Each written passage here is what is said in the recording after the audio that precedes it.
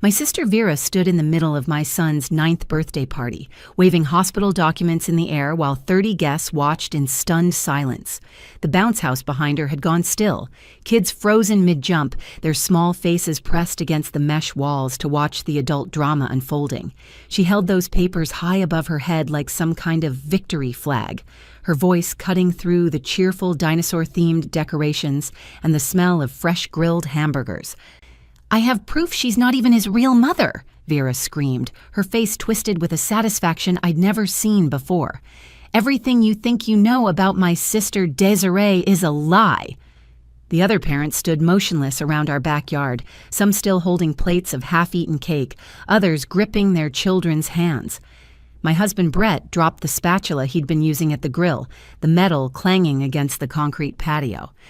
My mother, Nadine, nearly knocked over the punch bowl as she stumbled backward in shock. But the worst part was watching my son Colton's face crumble as he tried to understand what his aunt was saying about me, about us, about our family. But what happened next made Vera drop those papers and run from my house forever. Because sometimes the biggest secrets aren't the ones we think we're exposing. Sometimes they're the ones we've buried so deep we forget our own children might unearth them at the worst possible moment. I'm Desiree, and I'm 34 years old. The woman causing this scene at my son's birthday party is my older sister Vera, 37, who has spent her entire life turning everything into a competition I never wanted to enter. The confused and frightened 9-year-old boy in the T-Rex costume standing by the bounce house is my son Colton, whose birthday was supposed to be about dinosaur games and chocolate cupcakes, not family drama and public humiliation. My husband Brett stands 6 feet tall, usually the calmest person in any room, but right now his hands are clenched into fists at his sides. He's protective of our family in a quiet way, the kind of man who fixes problems before you even know they exist. Today, though, he looks as blindsided as I feel. We've been married 11 years, together for 13, and he's never seen Vera quite like this. The small boy standing behind Vera, looking increasingly uncomfortable, is my nephew Jackson. He's 9, just like Colton, born only 3 months after we brought Colton home from the hospital.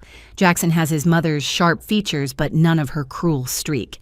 He's actually a sweet kid who loves building robots and reading books about space. Right now, he's tugging on the hem of his mother's dress, trying to get her attention. But she's too focused on her grand revelation to notice. My mother Nadine is 62, a retired school principal who prides herself on maintaining family harmony. She's the one who always smooths over arguments at Thanksgiving, who remembers everyone's birthdays, who insists we all get together for Sunday dinners at least once a month. The look on her face right now suggests she had no idea this bomb was about to drop at her grandson's party. Vera's husband Donovan hovers near the fence, clearly mortified but unsure how to stop his wife's public meltdown. He works as an accountant, drives a sensible sedan, and usually spends family gatherings quietly discussing tax law with Brett. Not today. Today he looks like he wants to disappear into the ground. "These are hospital records from Riverside Medical Center," Vera announced, shaking the papers so violently that one slipped from her grip and fluttered toward the pool. "They prove that Desiree has been lying to all of you about being Colton's mother. The real mother's name is right here in black and white. Amber Morrison, age 17 at the time of birth." She said it like she was revealing some dark state secret, like she was Woodward and Bernstein exposing Watergate in my backyard. The thing is, everyone at this party already knew Colton was adopted. We'd never hidden it, never lied about it, never pretended otherwise. The adoption was finalized when he was 3 days old, and we'd celebrated it openly ever since. But Vera had convinced herself she was exposing some massive fraud, and nothing was going to stop her from having her moment. Nothing except a 9-year-old boy with a secret of his own and the courage to share it at exactly the right moment. The morning of Colton's dinosaur-themed birthday party started perfectly. I woke up at 6:30 to find Brett already in the kitchen, mixing pancake batter into the shape of a brontosaurus. The sunrise streamed through our kitchen windows, casting golden light across the countertops, where I'd laid out party supplies the night before. Colton bounded down the stairs at 7, already wearing his T-Rex costume, even though the party wouldn't start until noon. "Mom, this is going to be the best birthday ever." Colton hugged me tight, his plastic dinosaur claws scratching gently against my back. I kissed his forehead and smoothed down his dark hair where it stuck up from sleep. 9 years old, I said, holding his face in my hands. "How did you grow up so fast?" Brett flipped a pancake and grinned. "Pretty sure he was just a tiny baby in the NICU yesterday. Remember how small he was? 6 pounds, 2 ounces. 6 pounds, 3 ounces, I corrected, because I remembered every detail from the day we brought him home. The way his birth mother, Amber, had kissed his forehead one last time before placing him in my arms. The way she'd whispered, "Take care of my boy," through her tears. The way the nurse had said we were the lucky ones, but I'd thought no, Amber was the brave one. Our adoption story was never a secret in our house or our community. We'd told Colton when he was 5, showing him the photo album we'd created just for him. Pictures of Amber during her pregnancy, smiling despite everything she was going through. Pictures of Brett and me at the hospital, terrified and thrilled in equal measure. The letter Amber had written for Colton to read when he turned 18, sealed in an envelope in our safe. He knew his birth mother had been 17, that she'd chosen us specifically from dozens of profiles because she loved that Brett was a teacher and I was a pediatric nurse. She wanted him to have parents who understood children, who had stable careers, who had been married for years already. "She loved you so much she wanted you to have more than she could give," I'd explained to Colton, and he'd nodded solemnly, understanding even at 5 that love sometimes means letting go. By 10:30, Brett was outside setting up the bounce house we'd rented, shaped like a massive volcano with a slide coming out of the crater. I arranged 30 cupcakes on the dessert table, each one topped with a tiny plastic dinosaur. The party favors were small excavation kits where kids could dig up miniature fossils. Everything was perfect, planned down to the last detail. My sister Vera arrived at 11 with Jackson, carrying a gift wrapped in silver paper and that suspiciously large purse I'd later learn contained her ammunition. She walked through my backyard like she was inspecting it for health code violations, running her finger along the table edges, adjusting decorations I'd already positioned perfectly. "The party decorations look nice," Vera said, her tone suggesting they were anything but. Though I would have gone with a more educational theme. Jackson's last party was about the solar system. We had a real astronomer come speak. The children learned so much about planetary orbits and gravitational pull. Jackson rolled his eyes behind his mother's back and mouthed, "Sorry," to me. I winked at him and handed him a juice box, which he accepted gratefully before running off to help Colton test the bounce house. Vera had always been competitive since childhood. When I got straight A's, she had to get A+. When I made the softball team, she made varsity. When I married Brett, she married Donovan within 6 months in a wedding that cost twice as much as ours. When we adopted Colton, she immediately got pregnant with Jackson, as if she needed to prove she could do motherhood the real way. "Where's Mom?" Vera asked, checking her watch. "She's supposed to bring the fruit salad." "She'll be here soon. Donovan coming?" "He's parking the car. He insisted on driving around the block 3 times to find the perfect spot." She lowered her voice conspiratorially. "You know, Desiree, I've been thinking about Colton lately, about his situation." My stomach tightened. "What situation?" "Well, you know, his adoption story. Don't you think he's getting old enough to understand the full implications? I've been reading studies about adopted children and identity issues." Brett appeared beside me, slipping his arm around my waist. "Colton's doing great, Vera. His therapist says he's one of the most well-adjusted kids she's ever worked with." Vera's smile was sharp. "Of course. I'm sure you're doing your best with the circumstances." I wanted to ask what she meant by that, but guests were starting to arrive, and I had a party to host. And I had no idea she was about to turn it into a battlefield. The party was in full swing by 12:30. Kids raced between the bounce house and the pool, their dinosaur-themed swimsuits dripping water across the patio. Parents clustered in small groups, chatting about school districts and summer camps while keeping one eye on their children. Brett manned the grill, flipping burgers and hot dogs with the precision of someone who took backyard barbecues Seriously. Everything was going exactly as planned until I noticed Vera working the crowd like a politician before an election. She moved from one group of parents to another, leaning in close, whispering something that made them glance my way with strange expressions. First, she cornered Jennifer from Colton's soccer team, who suddenly looked uncomfortable and excused herself to check on her daughter. Then she approached the Hendersons, our next-door neighbors, gesturing animatedly while they nodded awkwardly. By the time she reached the third group, my mother had noticed too. Nadine pulled me aside near the kitchen sliding door, her hand gentle but firm on my elbow. "Desiree, honey, what is your sister doing? She's making everyone uncomfortable." Before I could answer, before I could even process what might be happening, Vera moved to the center of the yard. She picked up a fork from the dessert table and clinked it against her glass of lemonade, the sound sharp and demanding. Conversations died mid-sentence. The kids stopped playing, sensing the shift in adult energy the way children always do. Even the bounce house seemed to deflate slightly as if holding its breath. "I have something important to say," Vera announced, reaching into that oversized purse she'd been carrying all day. As Colton's aunt, as someone who cares deeply about honesty and integrity, I believe everyone here deserves to know the truth. My heart started racing so fast I could hear it in my ears. Brett set down his spatula and moved toward me, but Vera was already pulling out a manila folder, thick with papers.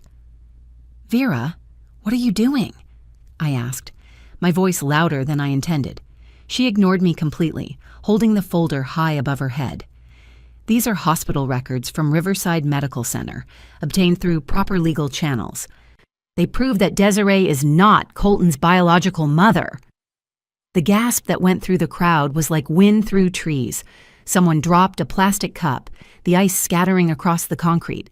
Colton, standing near the bounce house with a group of his friends, looked confused and scared. His dinosaur tail dragged on the ground as he took a step toward me. "She's been lying to all of you," Vera continued, her voice getting louder and more theatrical with each word. "Pretending to be something she's not, creating this elaborate charade. The real mother's name is right here in black and white. Amber Morrison, 17 years old when she gave birth." Jennifer spoke up from the crowd. "Vera, we all know Colton is adopted. Desiree has never hidden that." But Vera was prepared for this. She pulled out a page and waved it dramatically. "Oh, really? Then why does she let him call her mom? Why does every school form list her as mother without an asterisk or explanation? Why do her social media posts say, 'my son,' without clarifying? She's deceiving people, creating a false narrative." "That's enough," Brett shouted, moving protectively toward Colton. "You need to stop this right now." "I'm just telling the truth," Vera insisted, her eyes wild with self-righteous fury. "Someone had to say it. She parades around this neighborhood, this town, accepting compliments on what a good mother she is, how much Colton looks like her, never correcting people, never explaining. It's fraud." Colton's eyes filled with tears. "Mom?" he said, his voice small and frightened, looking at me like he needed to know I was still who he thought I was. I started moving toward him, but Vera stepped between us. "He deserves to know his real mother is out there somewhere, that the woman raising him is just someone who signed papers and wrote checks. Amber Morrison is his mother. Desiree is just a legal guardian playing house." The cruelty of her words hit me like a physical blow. Parents were covering their children's ears, ushering them away from the spectacle. Donovan had appeared from wherever he'd been hiding, his face pale with embarrassment. "Vera, please," he said quietly. "This isn't the time or place." "When is the time?" she shot back. "When Colton is older and more attached to this lie? When he finds out on his own and feels betrayed? I'm doing him a favor." My mother stepped forward, her principal voice cutting through the chaos.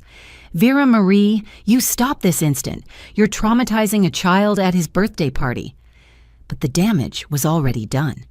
Colton stood frozen, his dinosaur costume suddenly looking too big for his small frame, his world tilting on its axis because his aunt decided her need to be right was more important than his need to feel secure. I knelt beside Colton, ignoring Vera completely, pulling him close enough that I could feel his small body trembling against mine. His dinosaur costume crinkled as I wrapped my arms around him, and I could smell the mixture of birthday cake frosting and sunshine in his hair. "You are my son," I told him firmly, looking directly into his eyes so he could see I meant every word. In every way that matters, in every way that counts, in every single way that love is measured, you are my son. Colton buried his face in my shoulder, and I felt his tears soak through my shirt. Around us, the party guests stood in awkward silence, unsure whether to leave or stay, whether to intervene or watch. Brett knelt beside us, his large hand on Colton's back, creating a protective circle with our bodies. "Your birth mother, Amber, chose us to be your parents," Brett said softly to Colton, "and we chose to love you forever. That makes us your real parents." Vera scoffed behind us. "You're confusing the child with semantics. Biology doesn't lie. Those papers prove the truth." That's when Jackson, who'd been standing behind his mother the entire time, stepped forward. His small face was pale, but his voice was remarkably clear and steady. He tugged on the hem of Vera's dress, the silver fabric bunching in his small fist. "Mommy," Jackson said, his voice carrying across the silent yard, "should I tell everyone about the baby you hid?" The entire yard went dead silent. Even the pool filter seemed to stop humming. Vera's face drained of color so quickly, I thought she might faint. The papers in her hands started to shake. "Jackson, honey, go play," Vera said quickly, her voice pitched high with panic. "This is adult conversation time." But Jackson didn't move.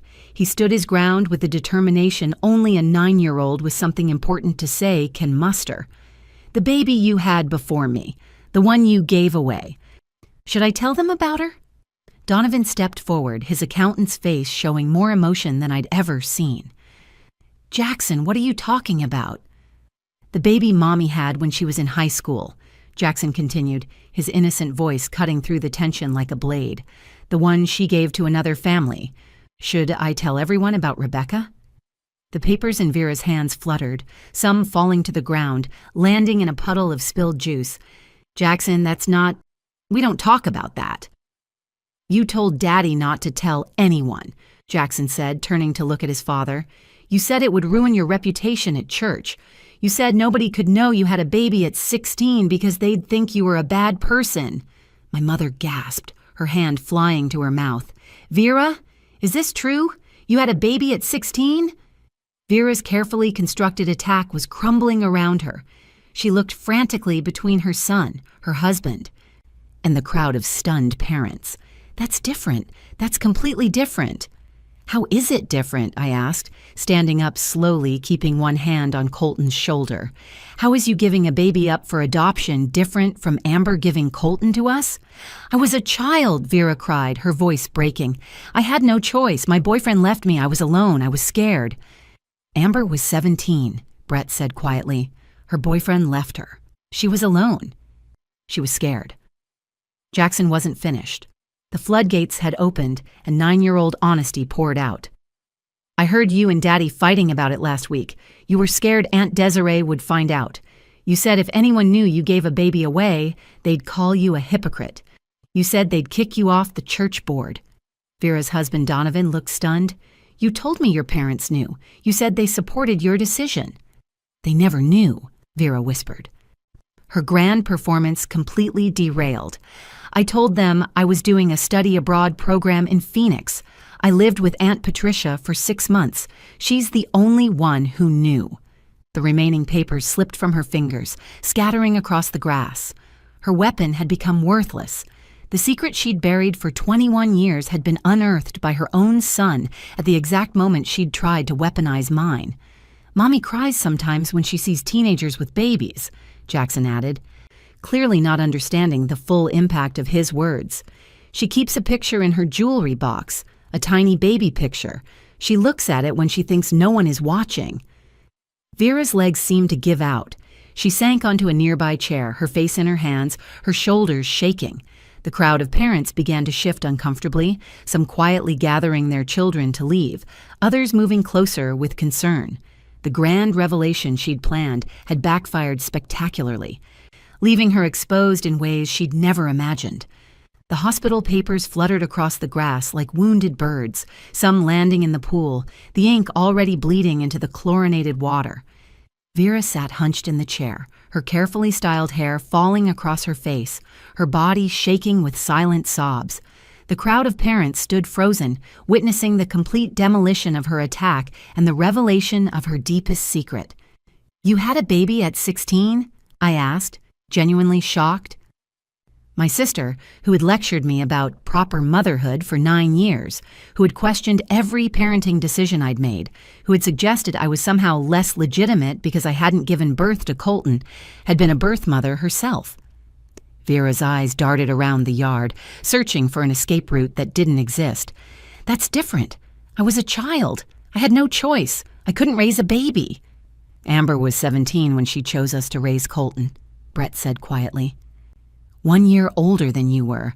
How exactly is that different?" My mother moved toward Vera, her face a mixture of shock and compassion. "All these years, you've been carrying this secret, and instead of finding peace with it, you attacked Desiree for openly loving her adopted son?" "I made a mistake," Vera cried, standing up abruptly, her chair scraping against the concrete. "One mistake when I was young. But Desiree parades around with Colton like she's some perfect mother, and everyone praises her for choosing to adopt. Nobody ever praised me for making the hardest decision of my life." The pain in her voice was raw, decades of guilt and shame pouring out in front of 30 strangers at a child's birthday party. But her pain had made her cruel, and that cruelty had been directed at my son. "Nobody knew to praise you because you never told us," Nadine said softly. "You never gave us the chance to support you." "Support me?" Vera laughed bitterly. "You would have been ashamed. The perfect straight-A student, the debate team captain, pregnant at 16. You would have been mortified." "We would have loved you," my mother insisted. "We would have helped you through it."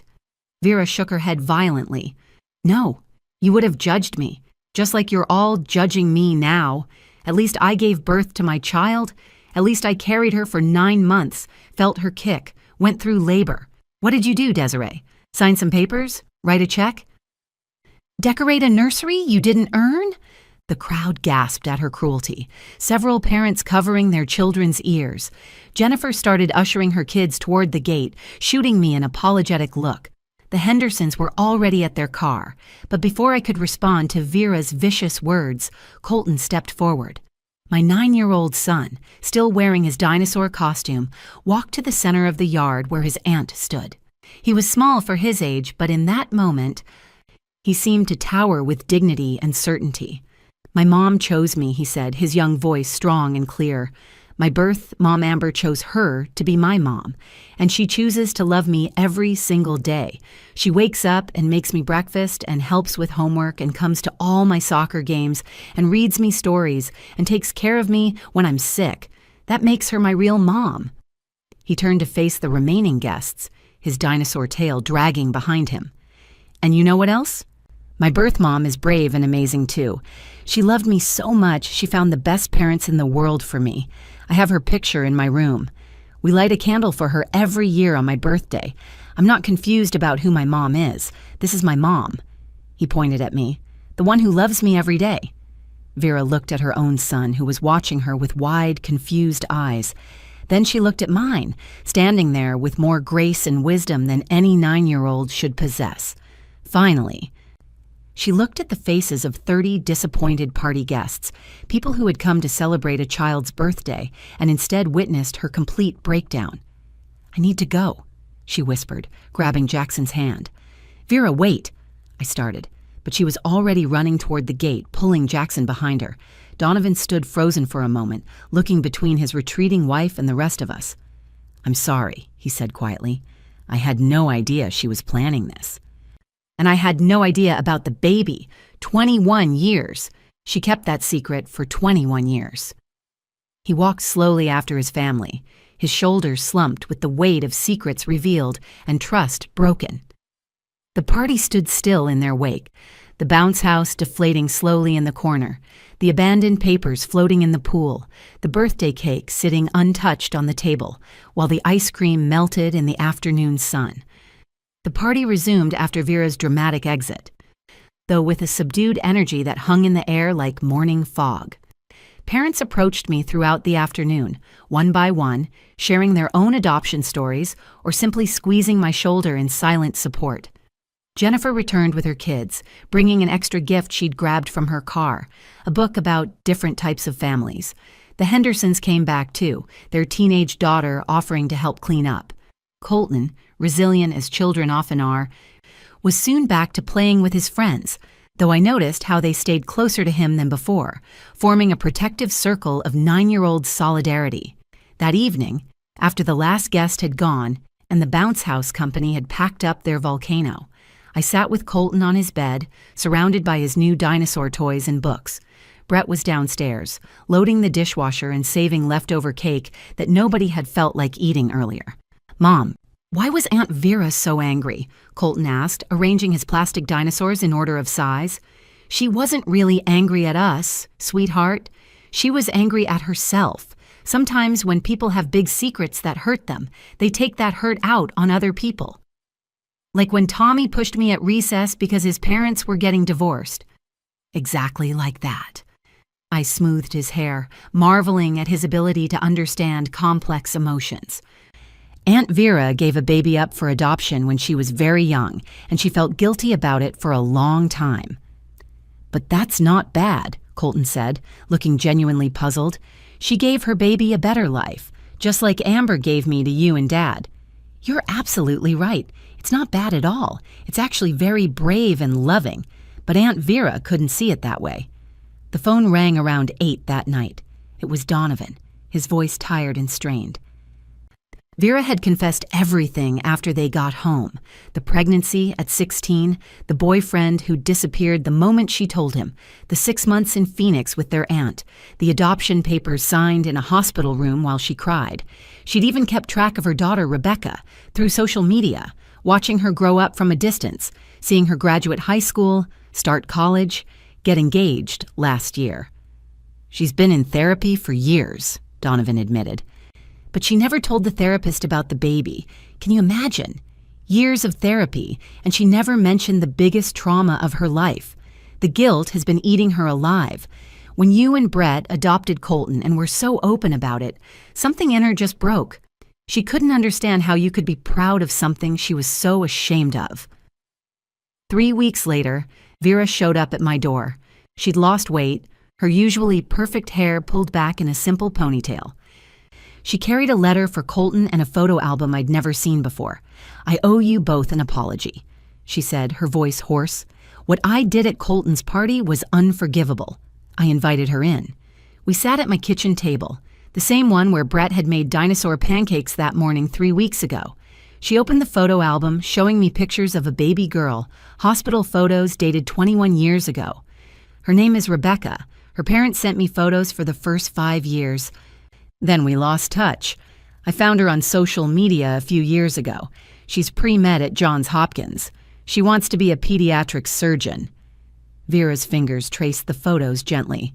"She looks happy. She looks loved."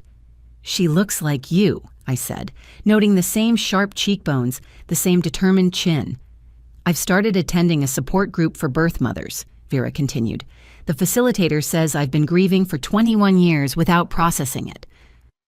When I saw how open you were about Colton's adoption, how celebrated it was, I felt this rage.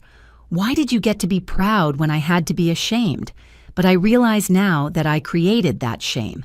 Nobody else put it on me. I put it on myself." "Have you thought about reaching out to Rebecca?" "Maybe someday, when I'm healthier, when I can approach her from a place of love instead of guilt." Colton and Jackson are still close cousins. They're 12 now, both taller than me, both obsessed with video games and soccer. At family dinners, Vera no longer competes or criticizes. She even helped me create a scrapbook for Colton's Adoption Day anniversary, a celebration we now share openly and proudly with both sides of our family. The birthday party disaster became a family legend, but more importantly, it became a lesson. The families we build through choice and love are just as real as those built through blood, sometimes more so. And the secrets we keep to protect ourselves often become the very things that destroy us. Love isn't diminished by adoption. It's multiplied. It exists in the birth mother who chooses a better life for her child, in the adoptive parents who choose to love unconditionally, and in the child who grows up knowing they were chosen, wanted, and loved by so many people. If you found value in this story, please take a moment to like this video and share it with someone who needs to hear it. Your comments mean everything, so let me know your thoughts below. And don't forget to subscribe to our channel for more real, powerful stories every week. Thank you for being here with us today.